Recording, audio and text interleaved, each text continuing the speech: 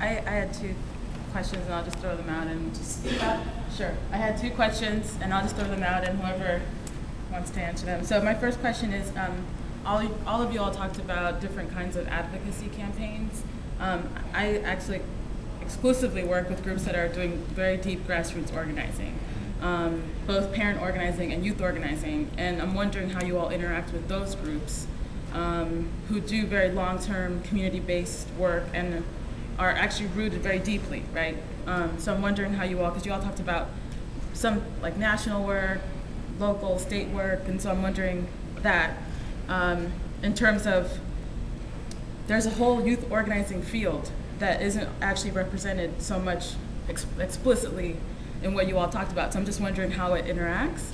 And then the second question is, I guess directed to the Black Youth Project. Now, I was at the presentation that just happened in New York at the Open Society Institute.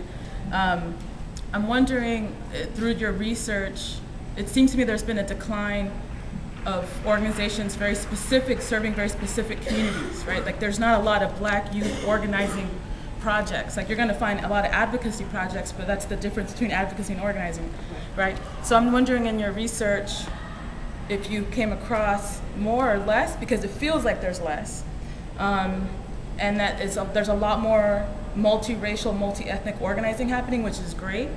But I also advocate and think that we also need very specific, community-based, race-based organizing as well. So I'm wondering if you have had that experience too. I can take a stab at both questions from the Black Youth Project perspective.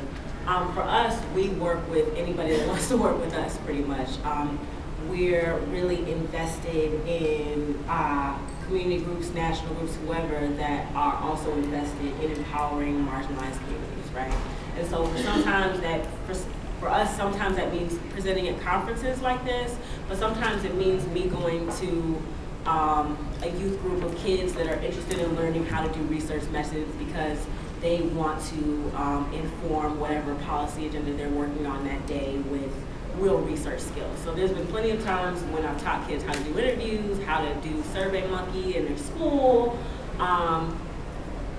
We just do all kinds of stuff. Wherever people want us, we do. Because, and then a lot of times with groups that are run by adults, like I say, sometimes they want us to do analysis for them based on their communities, right? And so because it's a national survey, we can look at our data from Chicago or our data from New York or our data from LA and look at kind of what the major issues are for those communities, right? And so we're willing to do that kind of analysis too. So we really go across the board. We have, I'm 25, so we have graduate students that are my age. Kathy is not my age.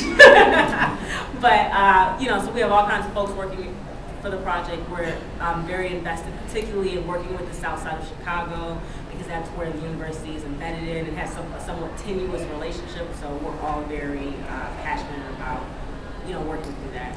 As far as your second question about, can you remind me?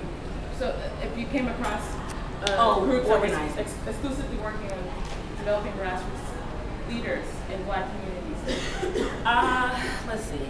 So with the survey data and with the interview data, we didn't really do a survey of organizations per se, right? But what we did do is we interviewed young people and asked them, are you a part of organizations?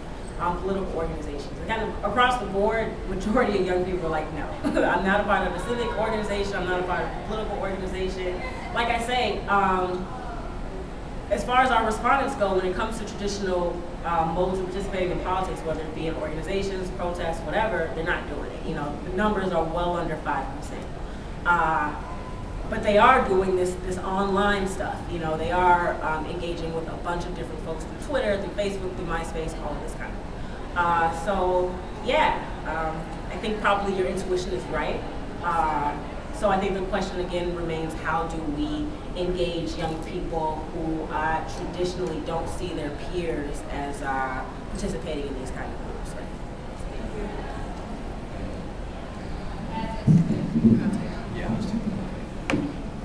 Maybe one more. Yeah. All right, and I wanted to address another part.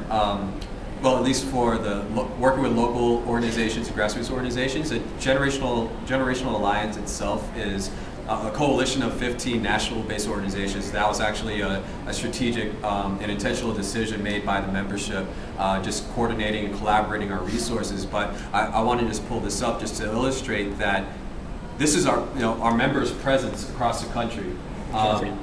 And not only is it the presence of our various member organizations, but as you can see,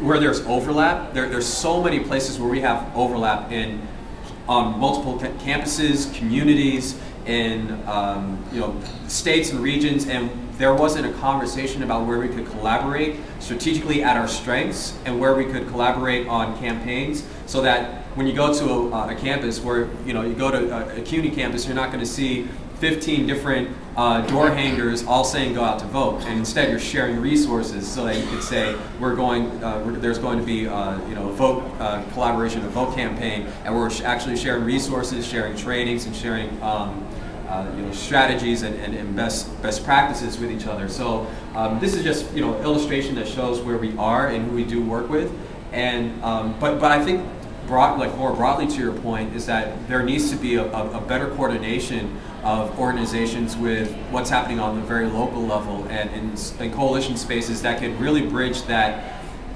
I hate using something as cliche as bridging, but to really build coalitions between national-based organizations and the local-based organizations, and that has been a challenge in these spaces, even with national organizations that have local chapters and how they interact with.